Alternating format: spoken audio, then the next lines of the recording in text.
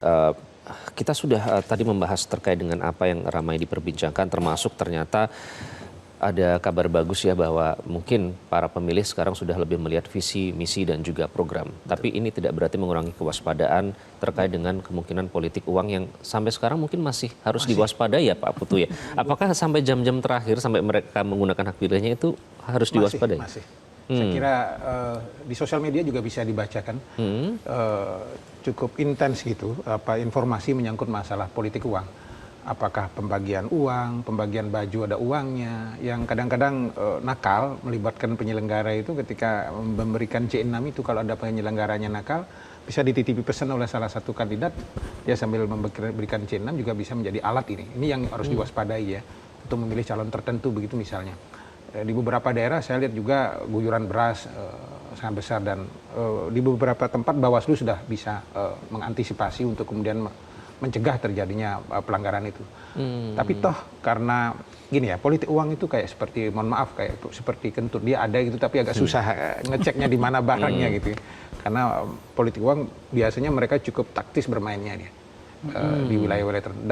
Dan saya harus mengatakan dengan terbuka bahwa posisi sekarang memang di kalangan sejumlah elit politik membeli suara dalam konteks politik uang itu adalah sebuah keniscayaan pada posisi hari ini. Sayang sekali ya.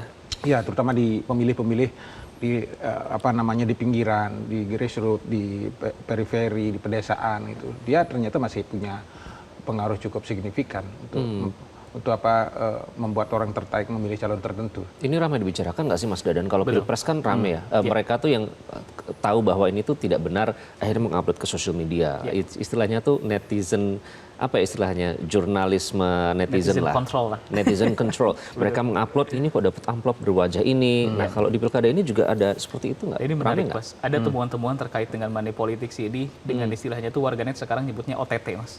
Jadi dengan menduplikat dari apa yang biasa dilakukan oleh KPK. Jadi ada beberapa temuan-temuan kita di tingkat beberapa kota kabupaten.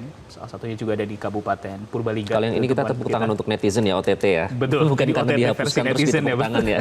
Jadi selama 4 hari tenang kemarin, jadi dalam kurun waktu mungkin 3 hari kemarin kita memang betul-betul intens dari tim kami juga menganalisa apa saja memang berkaitan dengan pola-pola ataupun juga potensi-potensi yang pelanggaran ya selama masa tenang. Dan salah satunya banyak beberapa unggahan-unggahan Mas di tingkat daerah itu berkaitan dengan aspek tadi yang konten-konten tentang temuan OTT dari antar satu tim dengan tim yang lain, karena masing-masing kandidat ini mereka juga kan punya satuan-satuan tim sampai dengan di level terbawah sehingga saling nongkrongi istilahnya. Betul sekali, dan itu ada beberapa temuan-temuan yang mereka saling menggap satu sama lain. Ada juga yang memang menemukan proses OTT ketika sedang dikumpulkan, didistribusi dan sebagainya. Nah itu dokumentasi-dokumentasi itu yang saya kira juga sekarang netizen warganet itu tuh berani men-show off ke sosial media.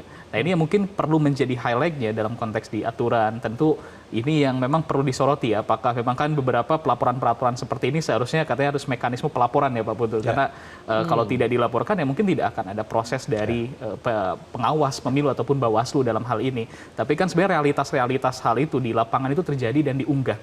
Cuman kadang yang menjadi bottleneck-nya adalah ya masyarakat kadang ketika dimintai untuk jadi saksi ataupun juga jadi pelapor dan sebagainya ada ketakutan tersendiri biasanya untuk misalkan mereka melakukan hal tersebut dengan adanya ditandai gitu ya, ketakutan intimidasi ataupun juga kekhawatiran hal tersebut. Baik, nanti kita akan bahas pidana sekarang yang dua-duanya kena. Yang memberi yang memberi dan menerima kena semua. Betul. Oke, baik. Nanti kita akan bahas lebih lanjut karena memang politik uang bisa dibilang sayang sekali masih menjadi keniscayaan dalam pilkada kali ini.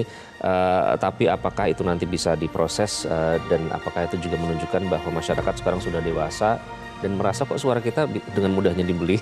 Nanti kita akan bahas lebih lanjut. Tetaplah bersama kami di Live Event Indonesia Memilih 2024 Metro TV. Jelajahi cara baru mendapatkan informasi. Download Metro TV Extend sekarang.